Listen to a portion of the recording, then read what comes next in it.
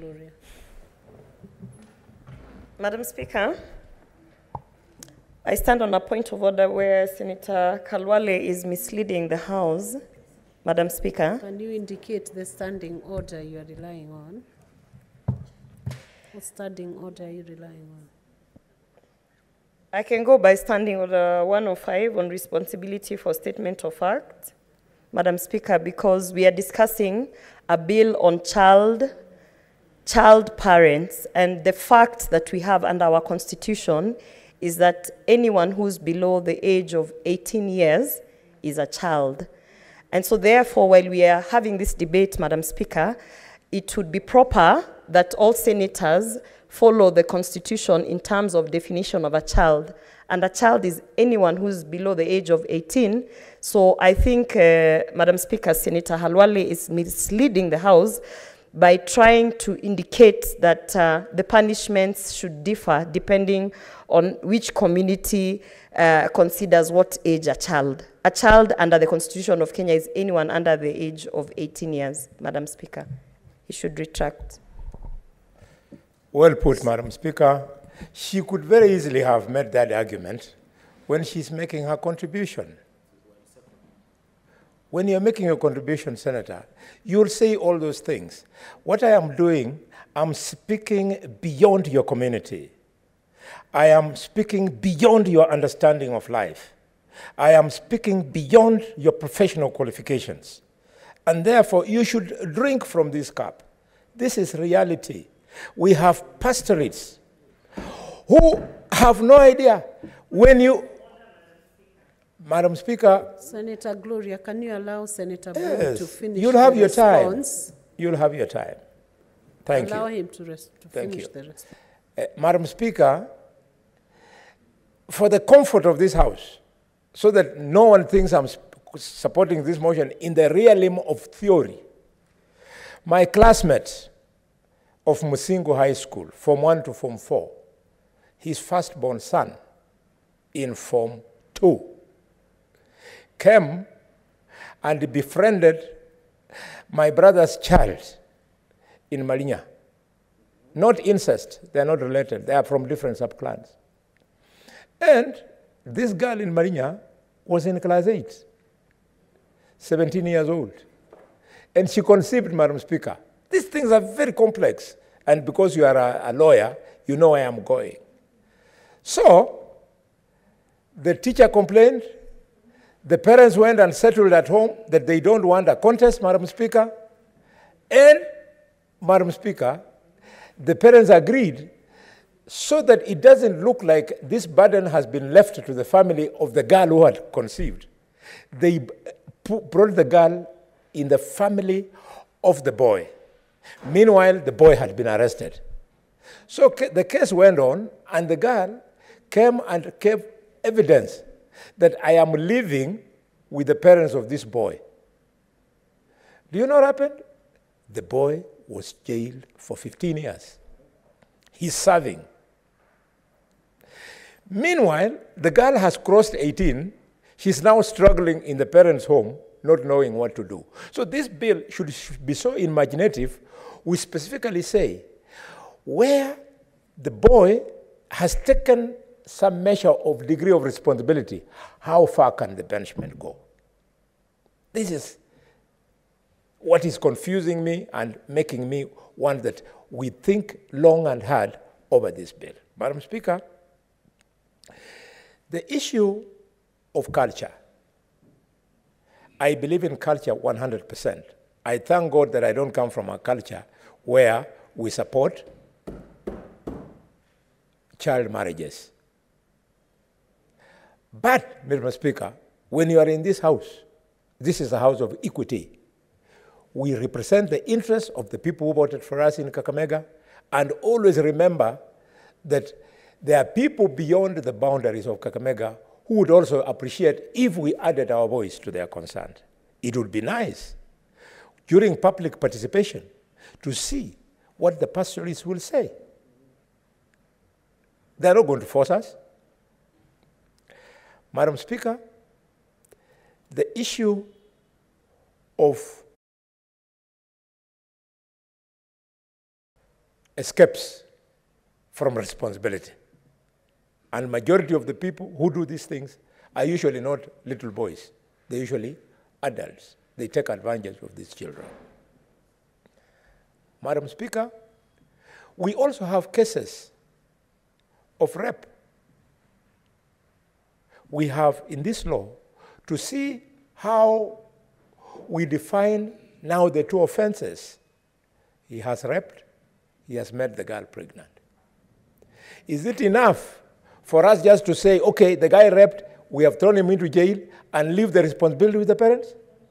Can we say that as he serves in prison, because he raped this girl, we pursue him, either by way of pursuing his assets to ensure that he also maintains this child while the child is pregnant? Madam Speaker. Use your gadget properly, Senator Miraj. Madam Speaker, as we pursue these people, there is... hold on, Senator Boni. Yes. Is your equipment working? Yeah. Naomba tu nimjulishe Senator Boni ya kwamba watoto tunaowazungumzia sio wale Do you understand how the procedure of the House is? I beg to inform. Senator Boni Khalwale, would you wish to be informed by Senator Miraj? Resume your seat, Senator Miraj. I know that the information she wants to give me, she will give me when she's responding to the bill. Yes, so she has ample time to reply. When you are replying, you'll comment to all these things we are saying. So proceed. And Madam Speaker, we are trying to help so that the law becomes better. I think it is wrong when the law then allows a criminal who raped the girl, probably sometimes the employer of this girl, because some people also employ underage girls.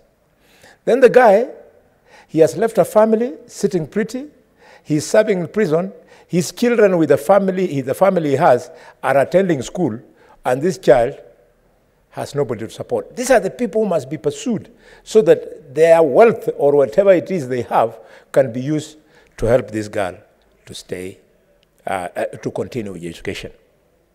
Now, on the aspect of children being allowed to enjoy learning when they are pregnant.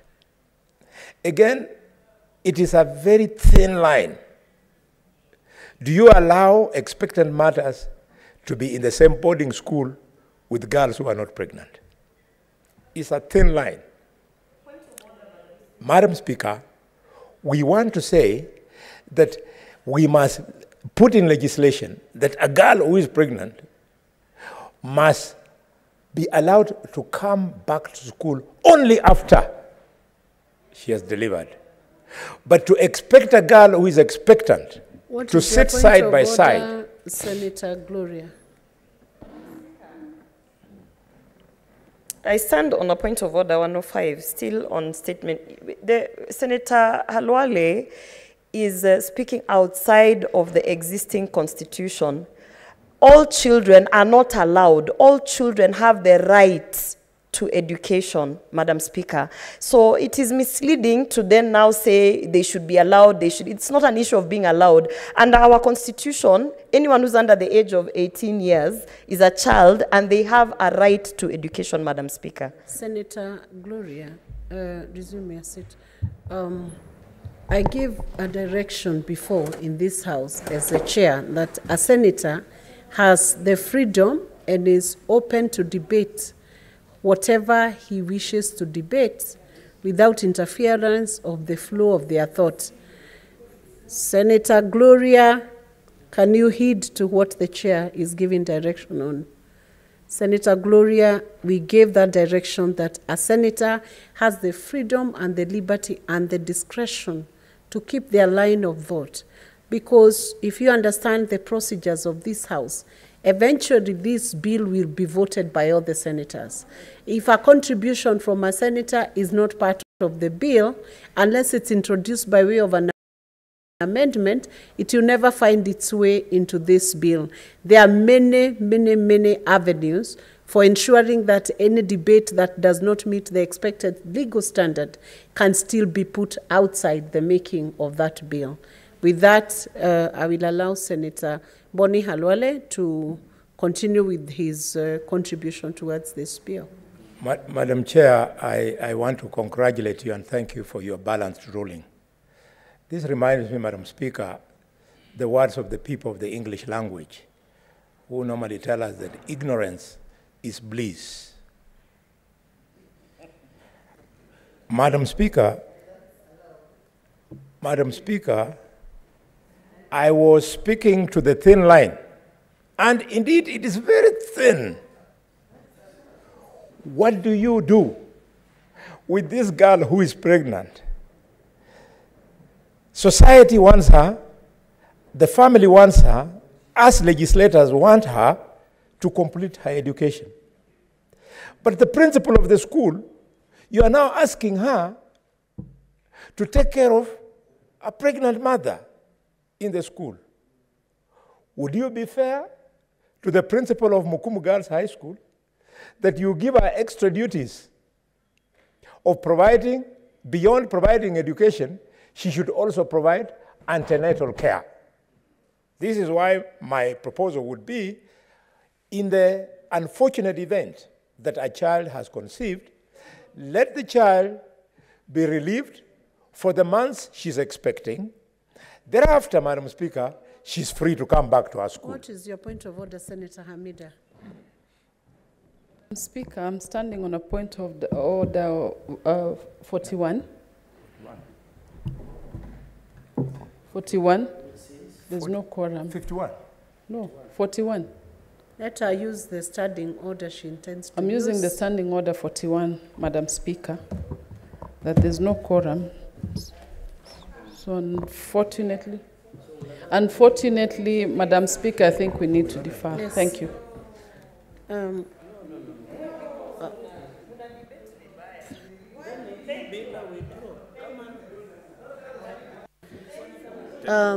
Honorable Senator,